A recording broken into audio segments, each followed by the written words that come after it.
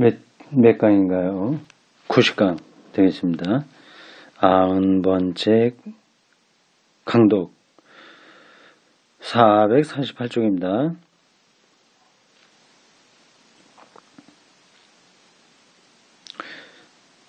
율법과 구원이라는 키워드가 있습니다. 이런 종류의 책들을 평소에 자주 보지 않았던 분들은 뭐 이렇게 복잡하게 얘기하지? 뭐 그런 생각이 들 수도 있어요. 그냥 예수 잘 믿으면 되지 않나? 좀 착하게 살고 뭐 그렇게 하면 되지 않나? 기독교 신앙이 뭐기에 이렇게 뭐 복음과 율법 또 뭐 역사적으로 어떤 일이 있었는지에 대한 공부 뭐 이런 것들이 필요할까 생각할 수도 있습니다. 그거는 생각은 그렇게 할 수 있는데 그게 바른 길은 아닙니다. 그냥 우리 일반 사람도 그렇잖아요. 그냥 아무 생각 없이 그냥 재밌게 살아도 됩니다. 그러나 모든 사람들이 그래 살지 못해요. 삶의 의미를 추구하는 사람들이 있습니다. 그런 사람들은 그걸 성찰해야 되거든요. 시도 읽고 물리학 책도 읽고 철학이나 예술 이런 것들을 공부하려고 합니다. 이제 그래야 자기 일상이 말 그대로 풍요로워지는 거죠. 겨울 햇살 하나의 소중함도 그제서야 알게 되는 거지. 아마 생각 없이는 게 잘 되지 않습니다. 참 이상해요. 이 삶 자체도 꾸준한 공부가 필요합니다.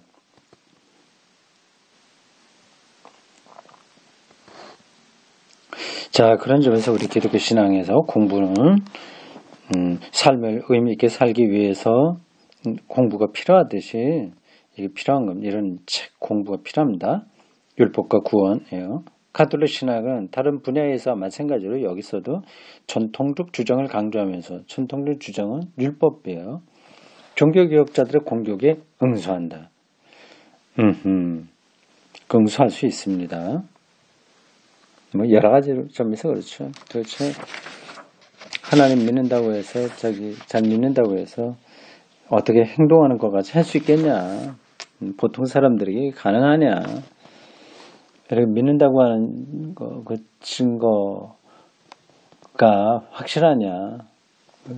율법적으로 방향을 제시해 주는 것이 훨씬 더 현실적이지 않냐? 뭐 등등 여러 가지 반론이 가능합니다. 상당히 오래전부터 고백성사 참여 이전은 좋지 못한 결과로 진전되어 왔다. 여기서 그런 게 많이 나타나거든요. 신부 앞에 와서 내가 뭐 잘못했습니다. 누구 속였고 뭐 어떻게 했고 뭐 그러면 신부가 뭐 마리아 기도 몇 번 해라 아니면 돈을 얼마 갖다 주어라 뭐 이렇게 일일이 다 방법을 제시해 준 거거든요. 좋지 못한 결과다. 이 사람이 그렇게 봅니다. 즉 신학 자체가 아니라 그리스도 신자들의 실천적 교육에 있어서 도대체 고백에서 무엇이 교환되느냐는 윤리적 문제가 집중적으로 일어났다. 안 되는 건데 그렇게 했다는 거죠. 무엇보다도 어떻게 경제와 중죄, 가벼운 죄와 무거운 죄로 엄밀히 구별할 수 있느냐는 문제가 부각되었다. 그들에게 그런 구분이 있었군요. 그리스도교 윤리학은 하나님의 십계명에 따라 구성되었다. 루터도 그의 선행에 관한 설교, 그리고 큰 교리서, 대교리서, 작은 교리서, 소요리문답, 대요리문답 이런 등등해서 이 방법을 따르고 있다. 오래전부터 소위 참회 지도서와 이거 다 어떤 자료들을 얘기합니다. 고백 신부를 위한 지도서에는 여러 사례들이 수집되어 있었다. 이 방법을 결의론이라고 하는데 여러 사례에 따라서 답이 주어졌으니까 그걸 그대로 신자들에게 제시해 주면 되는 거죠. 결이론,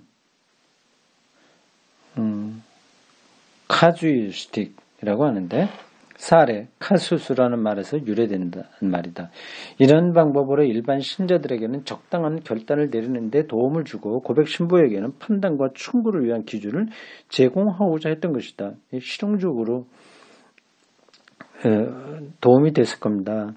이런 사정이 이렇게 보면 율법이 윤리적 결단과 평가의 구속력 있는 기준으로 보인 것은 조금 더 이상할 것이 없다. 그러니까 신부가 하는 대로 하면 되는 거니까 뭐 간단한 거죠.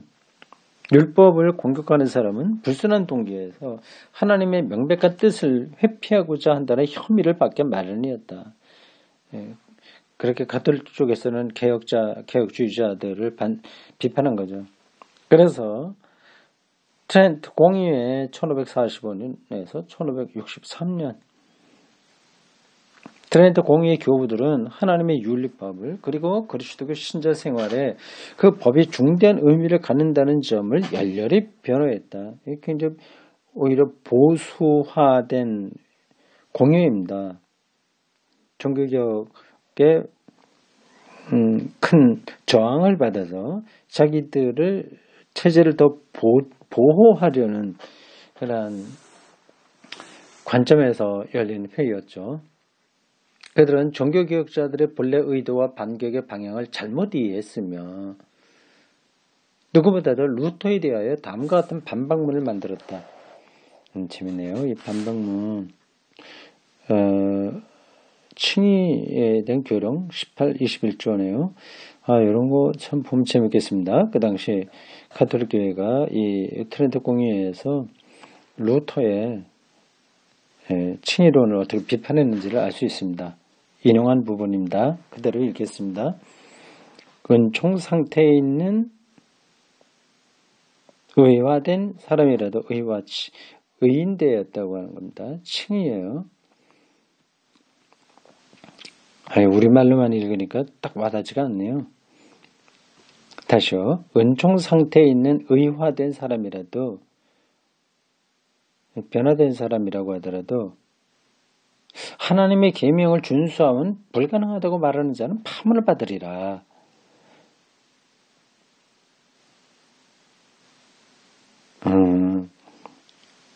율법, 하나님의 계명, 율법을 준수하는 건 불가능하다. 그럼 바울도 얘기했고 루터도 그걸 얘기했는데 그렇게 말하는 사람 파문을 받으리라 이렇게 용감하게 말했네요. 복음서에는 신앙 외에 아무것도 규정되지 않았고 그 밖의 것은 중요한 것이 아니며 명령도 금지도 아닌 자유로운 것이라고 말하는 자나 이제 루터가 이렇게 말하는 거죠.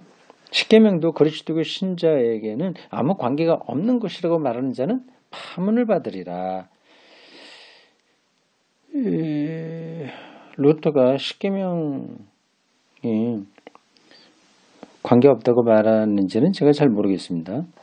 복음만이 절대적인 영생의 약속인 양 의화된 사람에게나 완전한 사람에게나 하나님과 교회의 계명을 지킬 필요가 없으며 믿기만 하면 된다고 말하는 자는 파문을 받으리라.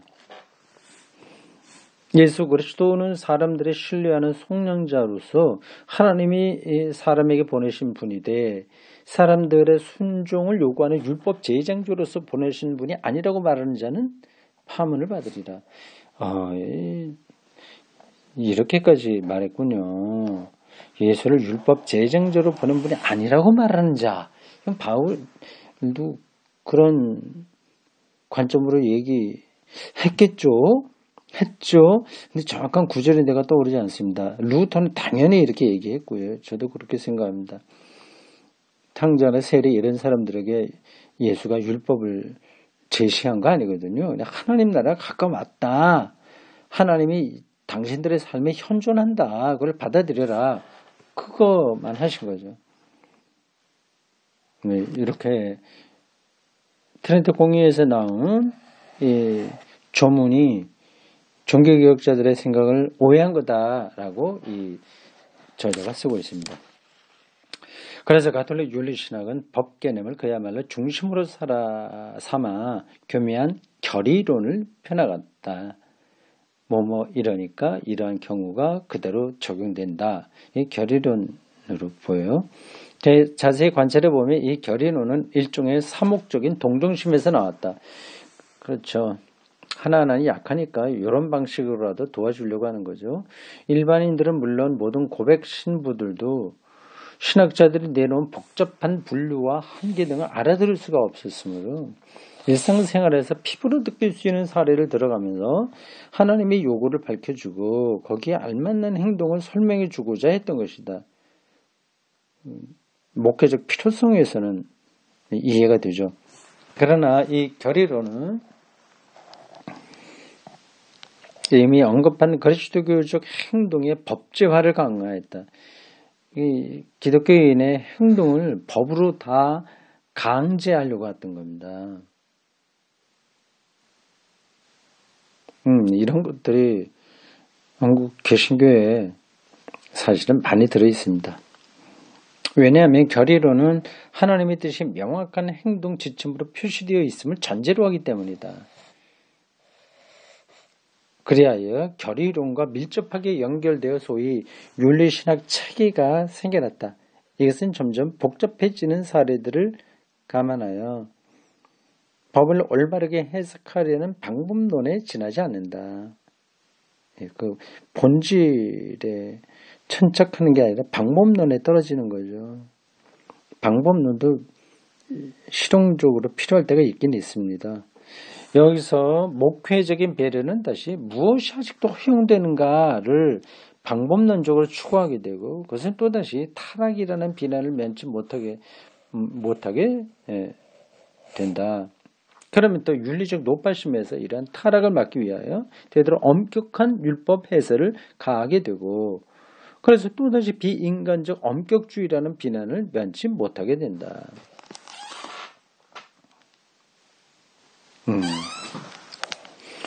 그 경우가 다 다른데 또 아니 상황에 따라서도 아니라고 하면 또 잘못된 거고 그것에 대해서 또 뭐 어떤 거를 만들어내고 하다 보니까 엄격주의로 떨어지게 되는 거죠. 법을 지키는 거기에 윤리 생활이 있다는 전제가 논의의 여지도 없이 남아 있어서 법 지키는 거를 윤리적인 삶이라고 딱 단정해버린 거죠. 오직 합법적 형태의 외적 의무 이행, 즉 법의 준수만이 천국의 상속권으로서 제시될 수가 있는 것이다.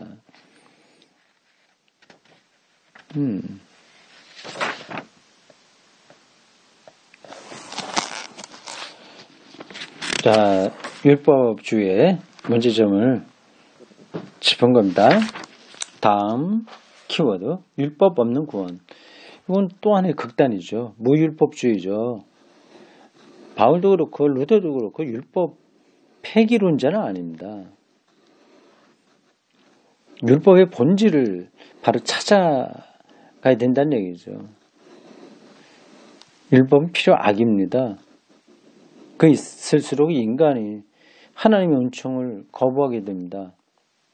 근데 그게 없으면 세상이 돌아가지도 않습니다. 율법 없는 구원이 아니다. 그걸 여기서 얘기하려고 하는 거죠.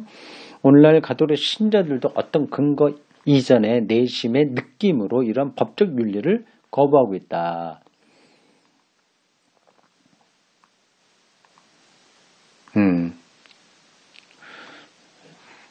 지금은 뭐 그렇지 않지만 2000년대 들어오기 전만 하더라도 가톨릭 신자들은 피임 이걸 죄로 생각했죠.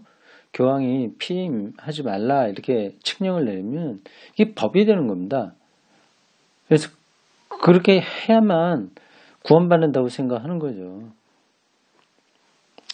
근데 그런 걸 거부하고 있습니다. 지금은요. 서슴없이 이 법적 윤리를 예수 당시의 바리새파 형태와 관련시키고 있다. 법적 윤리라는 말은 법을 지키는 것을 윤리로 보는 거죠. 법적 윤리에는 나는 나의 의무를 다했다는 자기 만족이 자기 만족의 은밀한 목적으로 숨어 있으며 그래서 확실히 비그리스도교적이라고 보고 있는 것이다.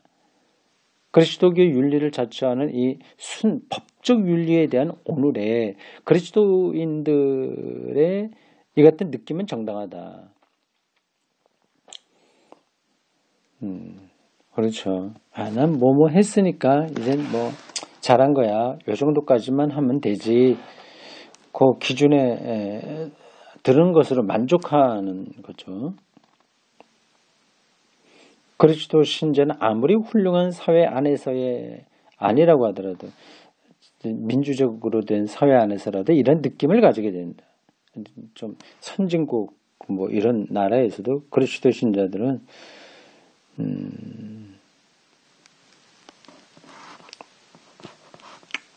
자기 만족에 떨어지는 거 아니냐 그런 느낌을 가지게 됩니다. 이 결론은 이미 고찰한 바에 의해 네 가지 관점에서 내려질 수 있다.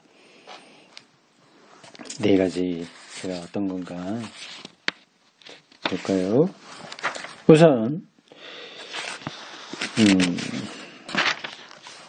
첫째, 우선 온전히 실제적인 면에서 생각해보자. 법과 행동 지침은 하나하나가 간단 명료해야 된다. 그러나 사람의 행동을 하는 상황을 그렇게 간단히 규정할 수는 없다. 상황이란 경우에 따라서 매우 복잡하기 마련이다. 시각의 명령 같은 것이 있으며 꺾은 괄호가 들어있는 시각의 명령. 이건 특별한 용어 같은데 잘 모르겠습니다. 시각의 명령. 보는 것에 따라서 주어지는 명령.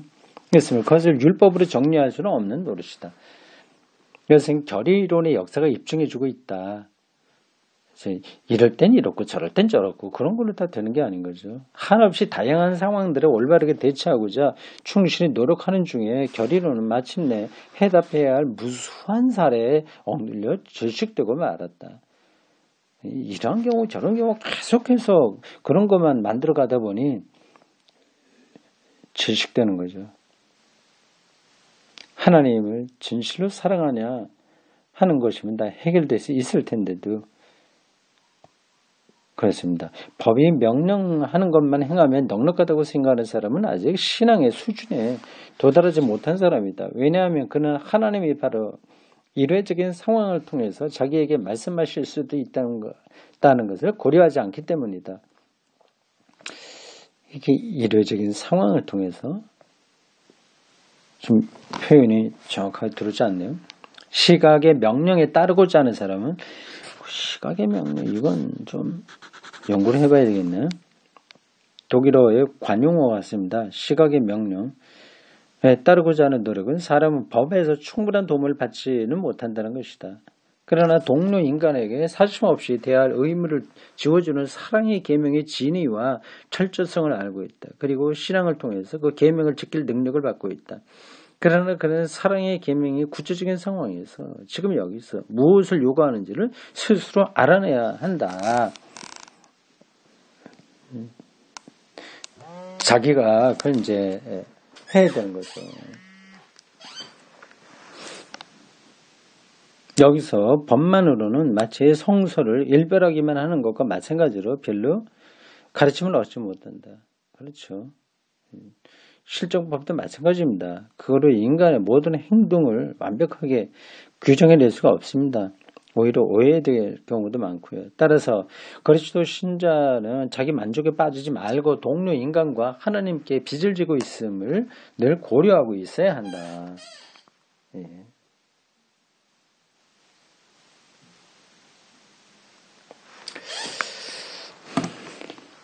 둘째는 우리는 율법과 복음에 관한 루터의 가르침을 어떻게 받아들일지를 생각해 볼 수 있을 것이다. 어쨌든 한 가지만은 확실하다. 뭘까요? 루터는 바울이 말하는 율법 개념은 일반적으로 이해되고 있는 법의 개념과 공통된 분모 위에 두어서는 안 된다는 것을 그리스도계와 일반 유럽 사상계에 똑똑히 알려줬다. 이게 일반 법과 다르다는 거죠.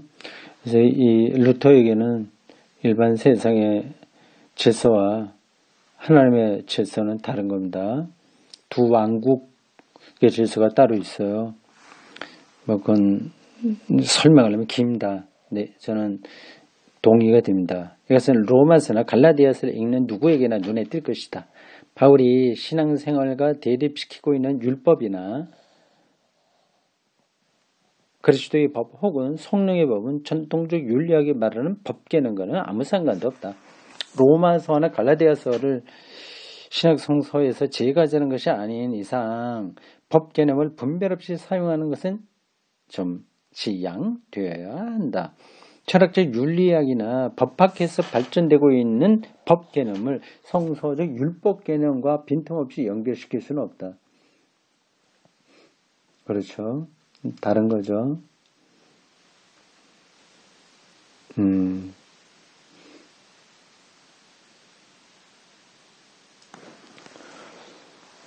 이게 간단한 문제 아닙니다. 이 세상의 법은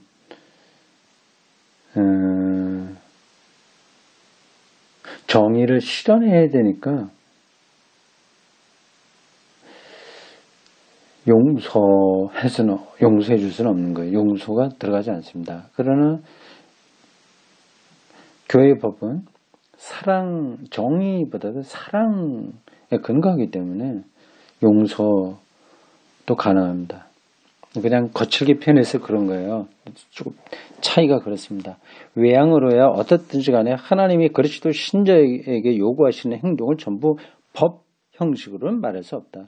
그리스도교적 행동이 모두 법의 준수로 드러날 수는 결코 없다. 그렇죠. 세 번째,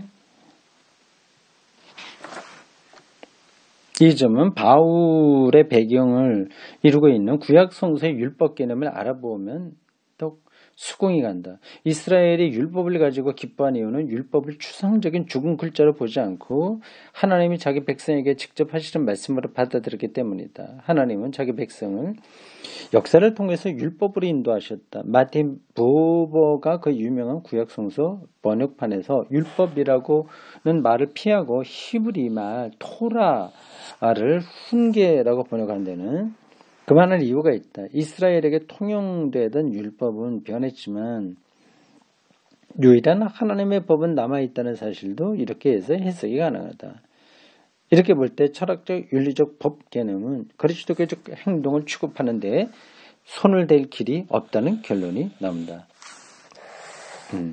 그건 분리해서 봐야 된다는 거죠.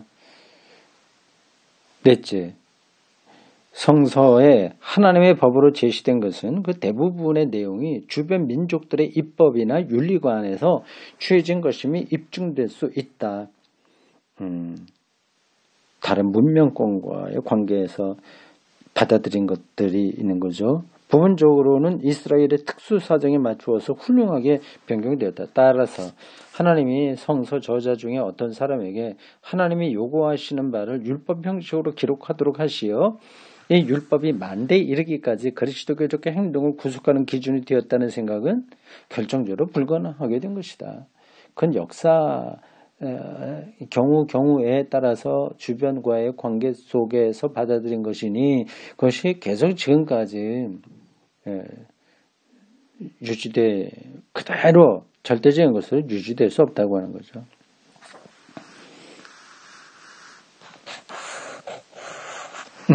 그 다음 키워드 책임성의 윤리입니다. 이 사람이 얘기하고 싶은 건가요? 책임성의 윤리. 하나님을 믿는 자로서의 책임을 갖고 저희가 윤리적 행동을 해야 된다. 책임성의 윤리입니다. 이제 신앙과 사랑에 관하여 위에서 논의한 바와 관련된 재반 사정을 정리해보자. 우선 확실한 것은 사람에게 구속력 있는 의무를 지우는 하나님의 뜻이 있긴 하나 살인하지 말라 이런 것 당연하죠. 하나님의 뜻이 있긴 하나 하나님이 사람의 윤리 행위를 법으로 규정하지는 않으셨다는 것이다. 법으로 규정할 수가 없죠. 이 세상 법은 그렇게 하지만 하나님 신앙에서는 그게 불가능합니다. 그래도 그런 것들을 찾아가야 되는 거죠. 이제는 이 말이 그리 큰 충격을 줄 수는 없다. 하나님은 하나님의 대인관계와 인간의 하나님 관계, 인간의 하나님 관계를 법의 준수라는 조건에 매여 놓은 것이 아니라 예수 그리스도에 의해서 이게 더 명확하게 드러난 건데 조건 없는 선물이라는 기초 위에 유지된다. 즉 인간의 하나님 관계는 법의 지배를 받지 않는다. 율법이 아니라는 거죠. 뭐뭐 했다 안 했다 이게 아닌 거죠. 그냥 주어진 것을 받는 거죠. 주고받는 관계가 아니라 오로지 은총이죠. 갈라디아서 3장 25절. 믿음의 때는 이미 왔다. 그러므로 우리에게는 이제 가정교사가 필요 없게 되었다. 초등학문이라는 걸로 우리는 번역되어 있는 가정교사예요. 이 가정교사는 세상의 법질서입니다. 그런 게 어릴 때는 필요하죠. 어른이 돼서도 가정교사를 따라간다면 성숙한지 못한 거겠죠. 그래서 바울이 이제 그런 식으로 설명하고 있습니다.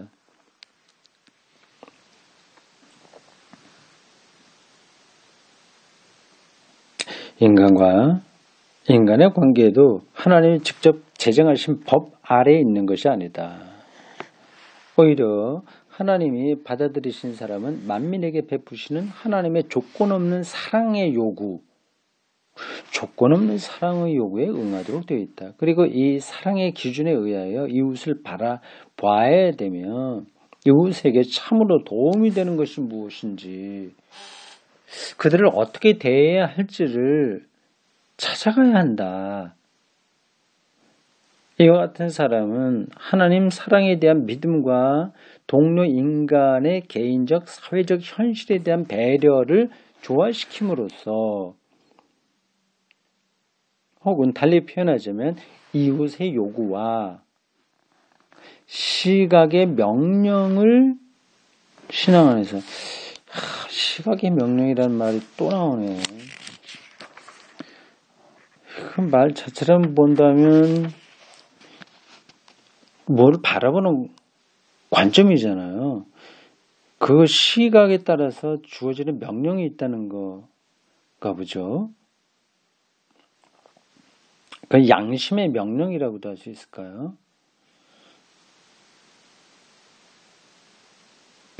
네, 어렴풋이는 뭔지 알겠습니다. 이웃의 구체적인 요구와 하나님과의 관계에서 주어지는 이러한 명령, 안에서 나오는 명령, 그거를 신앙 안에서 하나님의 요구로 받아들임으로써 하나님의 뜻을 알게 됩니다. 따라서 그리스도교적인 행동을 율법 명령 또는 율법 준수, 명령 이행 등의 말로 표현한다는 것은 그 진위와 본질을 알맞게 표현하는 것이 못 된다. 오히려 소명과 응답 또는 책임 이행이라는 말을 쓰고 이러한 의미에서 계명과 순종을 운이하는 것이 이런 의미에서 더 가깝다고 할 것이다. 보통 한국교회에서는 칭의와 성화를 구분하잖아요.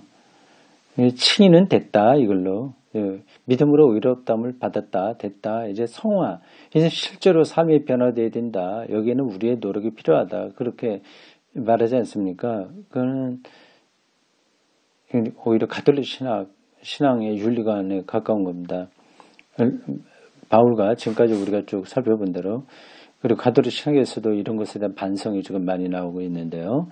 이 루터의 이런 개혁주의 개혁자들의 시각에서는 구분되는 게 아닙니다. 하나님과 관계 안에 들어있는 거죠. 따라서 구태여 표현하자면 그리스도교 윤리는 율법 윤리가 아니라 책임 윤리라고 할 수 있다. 하나님 앞에서의 책임을 갖고 행동하는 것, 책임 윤리입니다. 전 이게 당연히 옳다고 생각합니다. 그러나 본시에 책임을 진다는 것은 그리스도 신자만의 특전은 아니다. 그리스도교적 책임 윤리와 윤리의 본연의 내용은 신앙 안에서 동료 인간에게 대한 책임을 짐으로써 하나님께 참된 응답을 하는 것이며, 또 역으로 동료 인간에게 대한 순인간적인 책임을 다할 때 거기서도 실제적으로 하나님의 부르심에 대한 응답이 이루어진다는 것이다.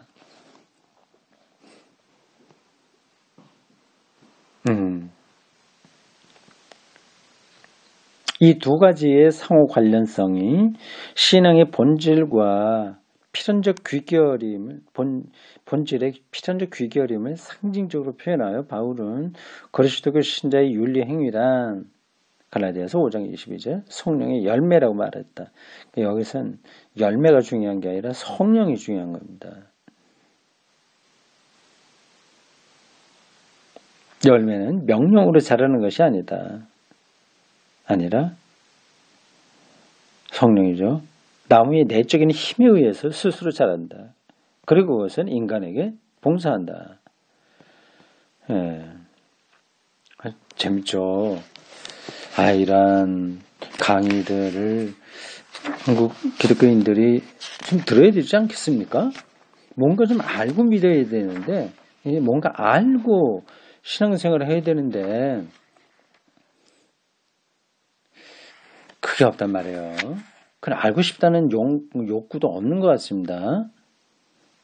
이게 길들여지는 것 뿐이죠. 이게 왜 이런지 모르겠어요. 모르는 건 아닙니다. 편하니까 다른 것에 세상살에 시달려서 이런 것까지 신경을 쓸 겨를이 없는 겁니다. 좀 안타까운 일이죠. 네, 여기까지입니다. 오늘.